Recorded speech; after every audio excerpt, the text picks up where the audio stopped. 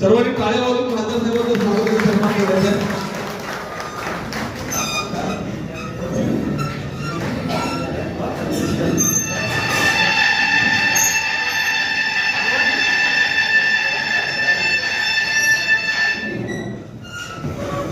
भिवंडी लोकसभेचे सन्माननीय सर्वांचे आवडते खासदार सन्माननीय बाळामामा म्हात्रे यांचं स्वागत आपण राष्ट्रवादी काँग्रेसच्या वतीने करत आहोत. सर्वांनी एकदा जोराने टाळ्यांचा कडकडाट करावा मित्रांनो. ज्या खासदारांच्या आधिपत्याखाली आपण ही आजची सभा करत आहोत, संपन्न होत आहे, या खासदारांचं राष्ट्रवादी काँग्रेसचे तालुका अध्यक्ष सन्माननीय गणेशजी गुलवे यांच्या वतीनं प्रेमपूर्वक स्वागत.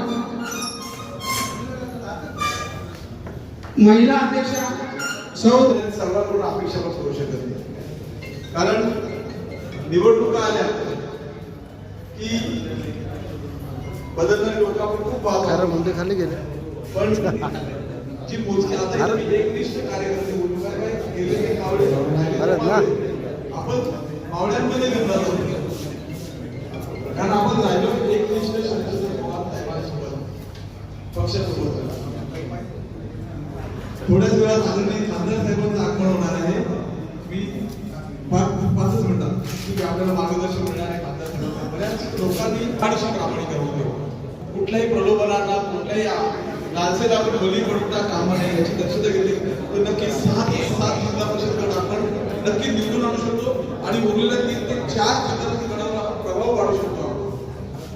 जसा सुनील दादांनी सांगितलं की आम्हाला विचारत नाही उमेदवार महाविकास आघाडीचा उमेदवार देताना आम्हाला विचारत घ्या की प्रामाणिक कार्यकर्त्याची अशी अपेक्षा असते की आम्हाला आपला मान सन्मान मिळावा आणि हा मान सन्मान आपल्या कार्यकर्त्यांना हवं तरी काय की जे युवक ठाणे जिल्हा ग्रामीणचं जे पद आहे ते तुम्ही त्याच्यासाठी आम्ही तुमचा प्रस्ताव मांडतो. त्याची जबाबदारी तुम्ही भविष्यात घ्यावी.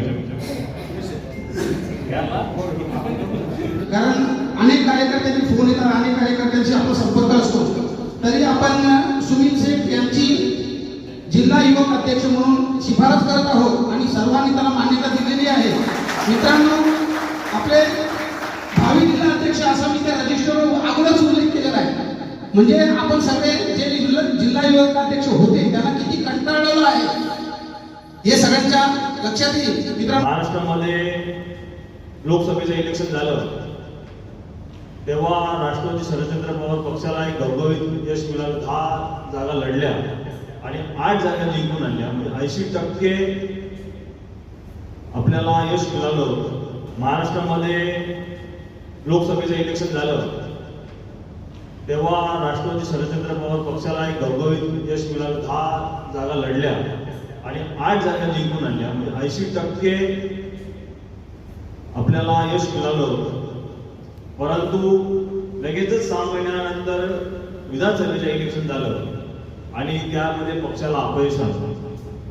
अपयशाची अनेक कारणे आहेत, परंतु लोकसभेमध्ये जो मतदान झाला आणि लगेच 6 महिन्यामध्ये लोकांमध्ये परिवर्तन झालं, ही एक आश्चर्याची बाब दिसून आली की 6 महिन्यामध्ये लोकांमधला जो मत परिवर्तन झाला हा संशयाचा भाग निश्चितच होता.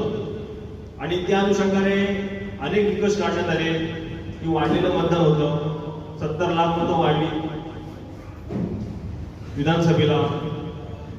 शेवटच्या तासामध्ये टक्केवारी वाढली मतदानाची, त्याच्यामध्ये घोळ निर्माण झाला. आता मुख्य मुद्दा जो आहे, जी आपल्याला मतदानाची यादी येईल ती माझ्या मते जुलै 2025ला जी मतदानची यादी तयार झालेली आहे ती यादी गृहीत धरण्यात आलेली आहे. त्याच्या संदर्भात जी आर पण निघाला आहे. तर आपापल्या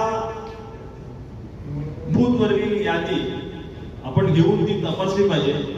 तुम्हाला वाटत असेल त्याच्यात दुबार नाव आहे, तिबार नाव आहे, अशा याद्यांच्या मतदानावरती आपल्याला आक्षेप घेतलाच पाहिजे.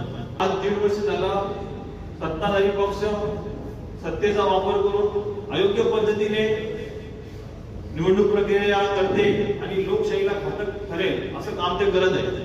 लोकांमध्ये रोष आहे, लोकांमध्ये अनेक बाबतीचा रोष आहे. आज नोकऱ्यांचा प्रश्न असेल, आपण आता इथे येताना बघितलं किती ट्रॅफिक होती, 1.5-2 तासाची ट्रॅफिक होती. या ट्रॅफिकसाठी मी स्वतः 2 ते 3 वेळा निवेदन दिले, तहसीलदार दिलेला, प्रांतांना दिलेलं आहे, पोलिसांना दिलेलं आहे, परंतु काही होत नाही.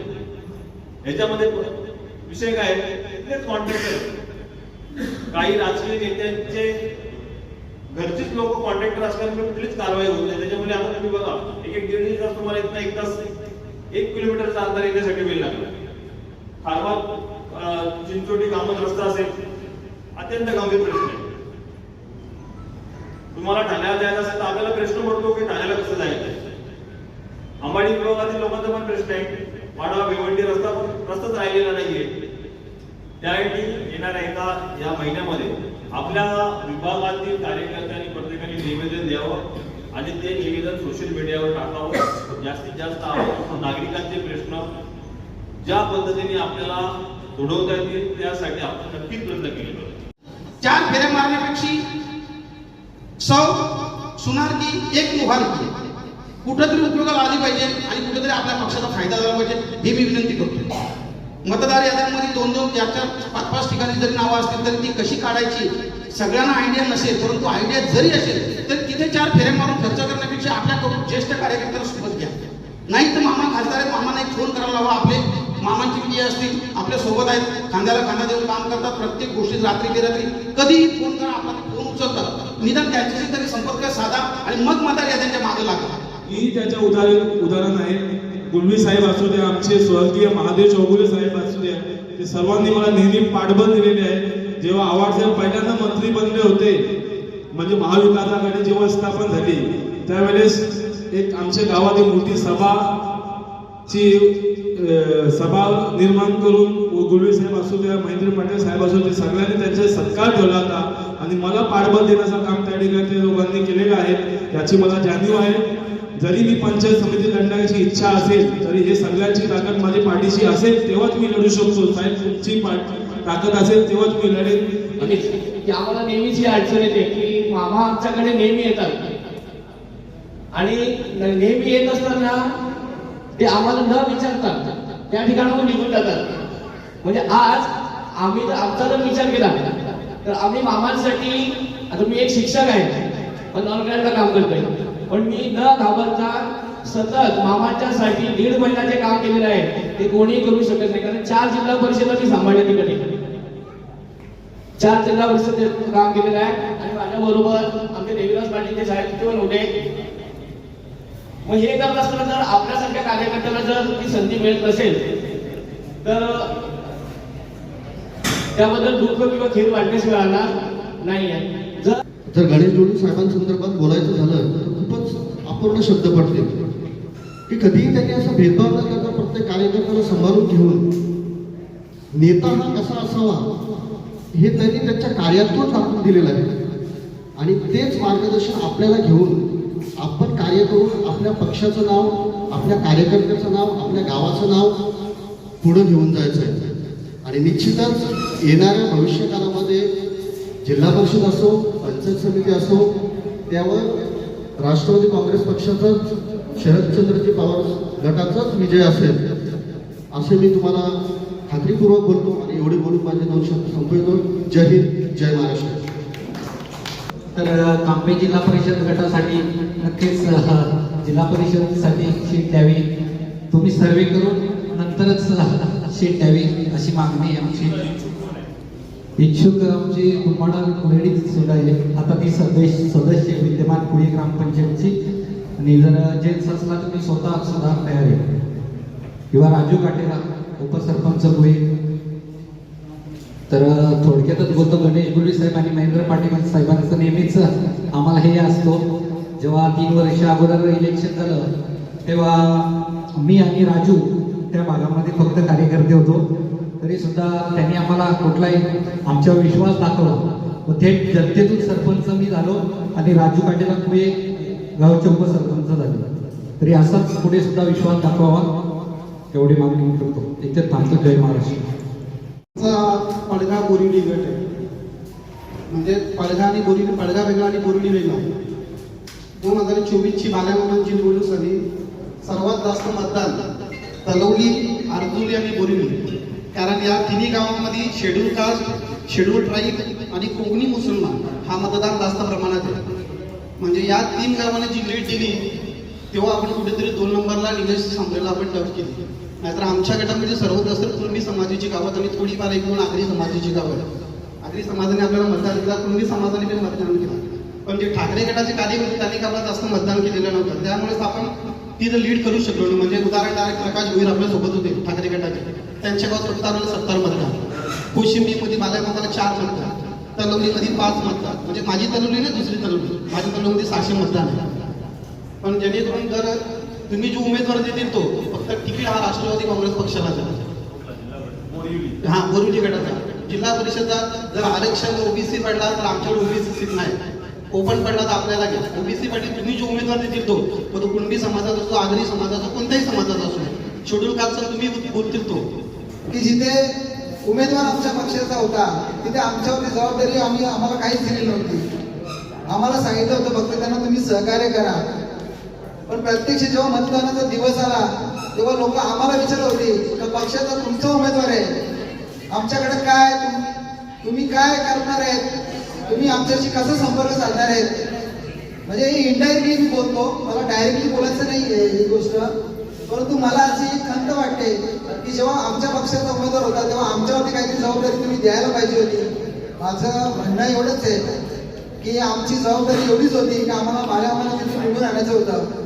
आणि आमचा जो गाव आहे, माझा गाव जो आहे तो बहुसंख्य हा कुणबी समाजाचा गाव असताना आणि तिथे सांबरे साहेबांचं एवढं वर्चस्व असताना त्या विभागातून माझ्या जे मी शेड्यूल कास्टचं जे प्रतिनिधित्व करतो त्याची फक्त एक 1,400 मतं असताना तिथून बाल्यामामांना आपण चांगली मतं निवडून आणलेलं आहे. आणि म्हणून यापुढे जर आपण या गोष्टी जर करणार असाल आणि आम्ही ज्या पक्षाचे काम करतो त्याच्यावरती आम्हाला जर लोकांच्या निदर्शनात असेल की हे पक्षाचे कार्यकर्ते आहेत पण यांच्या हातात काहीच नाहीये, तर अशी परिस्थिती निर्माण होता कामा नये भविष्यामध्ये. दुसरी गोष्ट अशी आहे की जोही उमेदवार तुम्ही द्याल, आघाडी असो किंवा आपला पक्षाचा असो, तिथे निश्चित आपली ताकद आहे, नाही अशी नाहीये.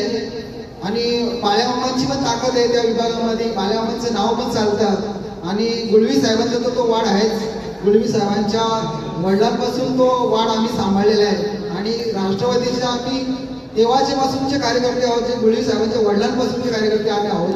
त्याच्यामुळे आमच्यावरती तुम्ही जबाबदारी द्या, आम्ही ती जबाबदारी चांगल्या पद्धतीने पार पाडू शकतो. इथे 7 महिन्यापासून मिटिंग होत नाही, तर साहेब मला जिल्ह्याचा अध्यक्ष म्हणून दिसत नाही, या जिल्ह्याचा युवक अध्यक्ष म्हणून दिसत नाही. तर आज असं वाटतं की जिल्ह्याचा अध्यक्ष पण बदलायला पाहिजे आणि जिल्ह्याचा युवक अध्यक्ष पण बदलायला पाहिजे. तर या मिटिंगमध्ये आपल्याला 2 जणाव द्यायला पाहिजे. तुम्हाला मी माहिती देतो, आपण जे रजिस्टर सह्या पाठवले त्याच्यामध्ये मी उल्लेख केलाय भावी युवक जिल्हाध्यक्ष सुमित पाटील. म्हणजे आपली मागणी सर्वात आहे आणि आपल्याला मुख्याला युवक अध्यक्ष जिल्हाध्यक्ष मिळाला पाहिजे. कारण जी अध्यक्षांनी जिल्हा अध्यक्षांनी युवक जिल्हा अध्यक्षांनी याच्या अगोदरची कामं केल्यात ती जवळजवळ 40% चांगली आहे, 60% खराब आहे. काय म्हणायचं तुम्हाला? कारण आम्ही जुनेपासून कार्यकर्ते आहोत. एका पिढीला, एका कार्यकर्त्याला, एका कुटुंबाला जर पुढे नेत असाल ते योग्य नाही. म्हणजे दुसऱ्या कार्यकर्त्यांना तो अन्याय होतो, तो अन्याय आपला दूर करायचा, 100% दूर करायचा. अजून एक माझी सूचना अशी आहे ना, आता मिलिंद भाऊ बोलले जिल्हा परिषद सीट आपण 7 लागायला पाहिजे, तर माझी इच्छा जर विकास आघाडी झाली तर निम्मी जागा आपण लागायला पाहिजे. याचा अर्थ असा का शिवसेनेच्या 7 सीट येऊन सुद्धा 5 तिकडे गेल्या, शिंदेगडला 2च राहिल्या. आपल्या 3 येऊन आपण 2 ठेवले, 1 तिकडे गेले, मग आपण त्याच्या बरोबरीत होतो. त्याच्यामुळे ते जर सांगत असेल तर आमच्या 7 सीट आलते. आता नवीन भावे बोलला की आमची जागा सिटिंग आहे, मग आता ते काय झालं, ती तिकडे गेली. तशा जागा सेनेच्या पण 5 जागा तिकडे गेलेल्या आहेत. जर ते क्लेम करतील तर आपल्याला पण क्लेम करता येते. म्हणून ही पण सूचना तुम्ही प्रामुख्याने घ्या. सुमितला आणि मंचावर उपस्थित सर्व आणि पक्षाचे एकनिष्ठ कार्यकर्ते पदाधिकारी पक्ष चालवताना किंवा आपण एखादी संघटना चालवताना एक गोष्ट खूप महत्त्वाची असते, तो म्हणजे प्रामाणिकपणा. साध्यपणे आणि सोप्यापणे सर्वांकडून अपेक्षा पण करू शकत नाही, कारण निवडणुका आल्या की बदलणारे लोक आपण खूप पाहतो, खाली गेले पण जी मोजकी आता एकनिष्ठ कार्यकर्ते बोलून काय गेले ते मावळे आपण मावळ्यांमध्ये घेऊन जातो, कारण आपण राहिलो एकनिष्ठ शरदचंद्र पवार साहेबांसोबत पक्षासोबत. थोड्याच वेळात आदरणीय खासदार साहेबांचं आगमन होणार आहे. मी 5 मिनिटात की आपल्याला मार्गदर्शन मिळणार आहे खासदार साहेबांना. बऱ्याच लोकांनी फारशी प्रामाणिक होतो, कुठल्याही प्रलोभनाला कुठल्याही लालसेला आपण बळी पडता कामा नये याची दक्षता घेतली तर नक्की 7 जिल्हा परिषद गट आपण नक्की निवडून आणू शकतो आणि उरलेल्या 3 ते 4 जिल्हा परिषद गटावर आपण प्रभाव पाडू शकतो. जसा सुनील दादांनी सांगितलं की आम्हाला विचारत नाही उमेदवार देताना महाविकास आघाडीचा उमेदवार देताना आम्हाला विचारत घ्या नक्की प्रत्येक प्रामाणिक कार्यकर्त्याची अशी अपेक्षा असते की आम्हाला आपला मान सन्मान मिळावा आणि हा मान सन्मान आपल्या कार्यकर्त्यांना हवं तरी काय. बरोबर आहे. फक्त आपण आपला इमान विकायचा नाही. पडू दे ना कमी मतं जेवढी आपले आहेत त्यातून तुम्ही टप्प्याटप्प्याने वाढ करा, जेवढी आपली मतं आहेत हक्काची मतं ती कमी न होऊ देता त्यात वाढ करत राहिलो तर तुमचा आलेख आपण वरिष्ठांपर्यंत पोहोचू शकतो की बघा साहेब मागच्या इलेक्शन मध्ये आपल्याला एवढी मतं पडली, आता मी एवढी वाढून एवढी मतं पडली, अजून तुम्ही मला ताकद द्या, अजून माझ्या कार्यकर्त्यांची तुम्ही कामं वेळेवर करा, मी याच्यात अजून दुपटीने वाढ करेन असं आपण हक्काने सांगू शकतो. कसं ढोबळमाने बोलण्यापेक्षा आपण ना प्रॅक्टिकली बोललो पाहिजे की बघा साहेब ग्रामपंचायतला एवढी मतं होती, जिल्हा परिषदेला एवढी मतं होती, विधानसभेला एवढी मतं होती, लोकसभेला एवढी होती, असं तुम्ही डाट्याने बोलूया आपण प्रत्येक गावाचा गावावाईज आणि त्याचा अभ्यास ठेवा तुम्ही कुठली कुठली मतं आपण वाढवू शकतो.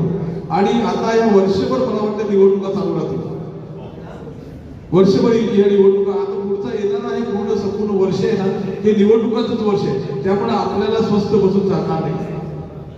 आपल्याला खूप चांगली आपल्याला जमेची बाजू अशी आहे की खासदार साहेब आपल्या हक्काचे आहेत, आपल्या शब्दाचे सगळ्यांना आदर सन्मान देणारे, सगळ्या कार्यकर्त्यांचं म्हणणं ऐकणारे आणि त्याच्यावर ऍक्शन घेणारे आपल्याला खासदार मिळालेले आहेत. याचा आपल्याला खरोखर सर्वांनी एक ऍडव्हान्टेज घेऊन आपल्याला शेवटच्या स्तरापर्यंत पोहोचून शेवटच्या मतदारापर्यंत पोहोचून आपल्याला आपल्या मतांमध्ये वाढ करायची. राहील प्रश्न इलेक्शन मध्ये सगळ्याच गोष्टींचा होतो, सामदाम दंड भेद ते ठीक आहे, काही गोष्टी आपण नेत्यांवर सोडूया. सध्या ज्या ज्या कार्यकर्त्यांना काही मार्गदर्शन लागतं तर आपले सर्व उपस्थित आहेत. आदरणीय खासदार साहेबांचं आगमन झालेलं आहे,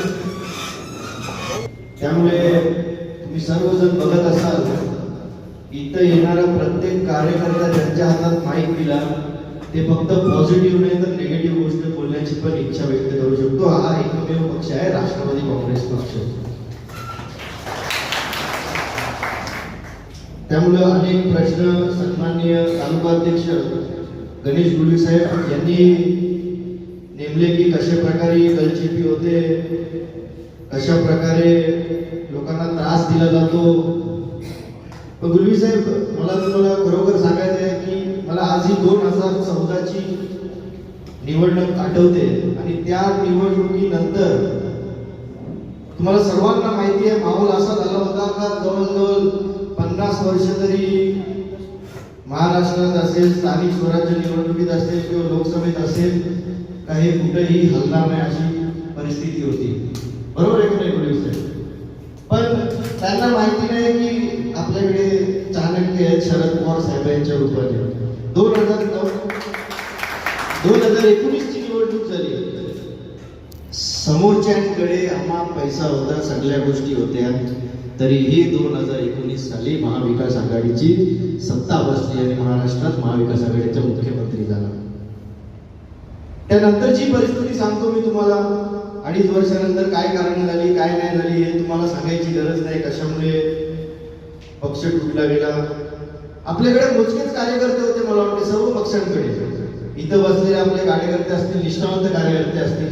आणि मी तुम्हाला सर्वांना सांगतो की 2024ची निवडणूक निवडणूक झाली, लोकसभा निवडणूक झाली आणि त्यामध्ये 48 पैकी 30 खासदार हे महाविकास आघाडीचे झाले, एवढं लक्षात ठेवा. आणि त्यावेळी आपल्याकडे पैसा नाही, काय नाही, फक्त लोकांच्या मनामध्ये महाविकास आघाडीविषयी प्रेम, आदरणीय पवार साहेब असतील किंवा सर्व पक्ष असतील, त्यांनी केलेले एवढे वर्षाचे काम, त्यामुळे कोणीही कितीही त्रास देण्याचा प्रयत्न केला, लोकांच्या मनात आजही आपण आहे. ज्याप्रमाणे तुम्ही 2024च्या लोकसभेत काम केला, 2019च्या वेळी काम केला, त्याचप्रमाणे तुम्ही आजही उतरले लोकांच्या मनात. आजही आपल्या जिल्हा परिषद ठाण्यावर आपली सत्ता असेल याच्याबद्दल. त्यामुळे आपण गुलवी साहेबांवरती विश्वास ठेवूया. ते जे निर्णय घेतील आपल्या तालुक्यासाठी त्याच्यावरती विश्वास ठेवूया, कारण की ते जे निर्णय घेतील हे योग्यच निर्णय असेल. ज्यावेळी तुम्ही सर्व पक्षाचे पदाधिकारी ठरवाल आणि त्या निर्णयाला तुम्ही अंमलबजावणी करण्यासाठी काम कराल, तेव्हाच आपली जवळ जिल्हा परिषद सत्ता येईल. आणि मला विश्वास आहे तुमच्या सर्वांच्या नेतृत्वाखाली की नक्कीच तुम्ही जो निर्णय देईल हे सर्वांना मान्य असेल आणि त्या निर्णयाला सर्वांचे स्वागती असेल. जिल्हा परिषदचा मी सांगतो, कोणी असेल उमेदवार तुम्ही द्या, आम्ही सर्वजण लढायला सज्ज आहोत. एवढं तुम्ही आहात ना सज्ज? तर तुम्ही खात्री घेऊ नका लोकांच्या मनात. आधी महाविकास आघाडी आहे, फक्त तुम्ही उतरा, काम करायला उतरा आणि आपलीच सत्ता आहे, काही हरकत नाही. आणि मला वाटतं मी जास्त वेळ घेणार नाही, सर्वांचा अजून खासदार साहेबांनी ऐकायचं आहे आणि अनेक मान्यवरांना आपल्याला ऐकायचं आहे. त्यामुळे मी माझे 2 शब्द संपवतो. आणि जिल्हा परिषद ही काही मुश्किल नाही, लोकांच्या मनात आपण जाऊ, तुम्ही फक्त प्रयास करा. बरोबर आहे? राष्ट्रवादी काँग्रेस पक्षाचा बस याच जोराने आवाज आला तर याच जोराने उतरतो. चलो 2 शब्द संपवतो. जय हिंद, जय महाराष्ट्र.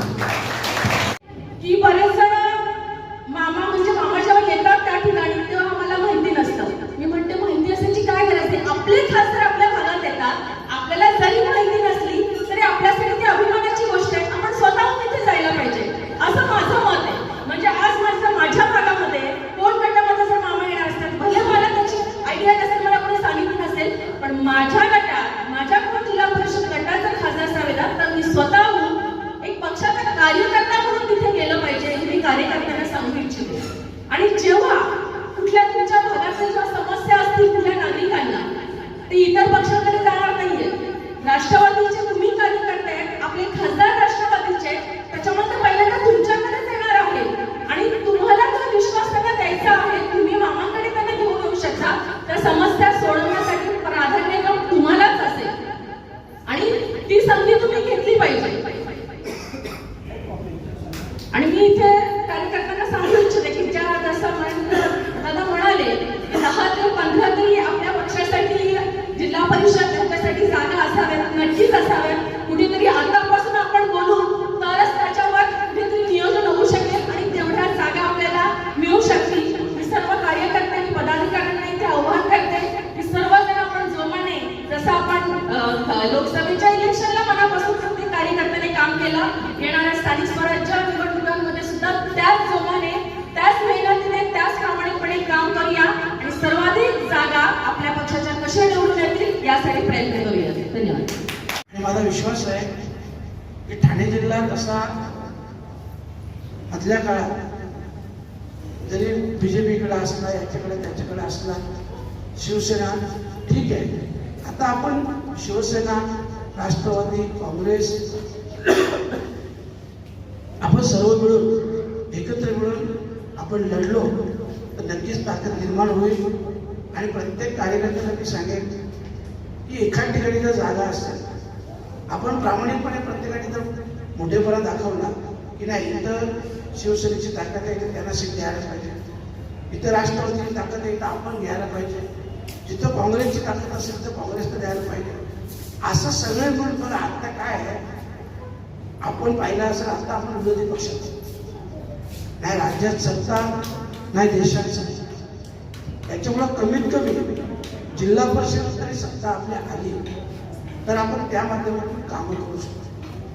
आणि म्हणून तिकीट कोणाला असेल, सेनेला असेल, राष्ट्रवादीला असेल, काँग्रेसला असेल, तरी सुद्धा आपण सगळ्यांनी एकमताने काम केलं तर मला वाटतं मागच्या वेळेस जी लोकसभा झाली, लोकसभेमध्ये आपण बऱ्याचशा जिल्हा परिषद गटामध्ये पण आपण लीडला आहोत. म्हणजे आपण जिथे जिथे लीडला आहोत तिथे तिथे आपण अभ्यास करतो. नक्की शिवसेना तिथे लीडला आहे, आपल्या मागे आपण लीडला आहोत असं सगळं गणित मांडून फक्त एकच लक्षात ठेवा, कुठल्याही परिस्थितीत जिल्हा परिषद जर आपल्या ताब्यात आली तर आणि तरच पुढची कामं ही आपल्याला सोपी असतात. अन्यथा विधानसभा लोकसभेमुळं कामामध्ये खूप अडचण निर्माण होते. आपण पाहत असाल की जेव्हा जेव्हा DPDC होते काय होतं त्याच्यात डायरेक्ट जाहीर आहे 60% कामं शिवसेनेच्या लोकांना, 30% कामं BJPच्या लोकांना, उर्वरित 10% विरोधी पक्षाच्या लोकांना. तर त्याच्यात आपण किती पर्सेंटेज बघतो आणि त्याच्यामुळं बऱ्याचशा अडचणी तरी सुद्धा इकडं तिकडनं प्रयत्न करून बऱ्यापैकी मी निधी आणतो शक्य असेल तेवढा, परंतु विरोधात असल्यामुळं काही अडचणी त्या होत असतात. आणि बघा हा जिल्हा मी इतके वर्ष बघतो कारण आम्ही शिवसेनेचे जेवढे वर्ष होतो पण हा जिल्हा पवार साहेबांचाच बालेकिल्ला होता. आपण पाहिलं असं आणि हे सगळे जेवढे लोक आज आमदार खासदार झाले होते, मंत्री गणेश नाईक असो कोणी असो, सगळे पवार साहेबांकडूनच बाहेर गेले. कुठं पवार साहेबांनीच केलं हेही लक्षात घ्या. हे खऱ्या अर्थानं कार्यकर्त्यांची पारख ही पवार साहेब करतात. आणि म्हणून तुम्हाला सांगतो जरी इथं तालुक्याचे अध्यक्ष गणेश जोशी साहेब असते, मी खासदार असतो, तरी आपल्या पक्षात एक सर्वे असतो आणि त्या सर्वे जर तुम्ही बसले तरच तुम्हाला ते तिकीट मिळेल हेही लक्षात ठेवा. काय ना बाळ्यामामाचा खास, गणेश जोशीचा खास, त्याला शून्य व्हॅल्यू आपल्या पक्षात. कारण मी बघितलं तिकडे सरळ रिपोर्ट करतात. तर त्याच्यामुळं एवढा अभ्यासू पक्ष आपला आहे, आपले नेतेही आहे. आणि म्हणून आपण सगळ्यांनी एक नक्की आहे की आपण निवडणूक जिंकू. फक्त सगळ्यांनी दिवस रात्र मेहनत करायला हवी. महाविकास आघाडीच्या माध्यमातून या जिल्ह्यात देखील, कारण बघा आज जर आपण पवार साहेबांना सत्ता आणून दिली तर आयुष्यभर पवार साहेब तुम्हाला लक्षात राहते, आयुष्यभर. आज ती गरज आहे आज. आणि म्हणून मी तर 100% प्रयत्न करणार आहे, तुम्हीही कराल अशी अपेक्षा बाळगतो. आणि माझे 2 शब्द संपवतो. जय महाराष्ट्र. सन्माननीय तालुका अध्यक्ष गणेश जोशी साहेब आणि महिला जिल्हा अध्यक्ष रुपालीताई कराळे यांच्या मार्गदर्शनाखाली आणि सन्माननीय खासदार बाळ्यामामा म्हात्रे यांच्या अध्यक्षतेखाली आजची सभा विशेष करून संपन्न झाली असं मी जाहीर करतो.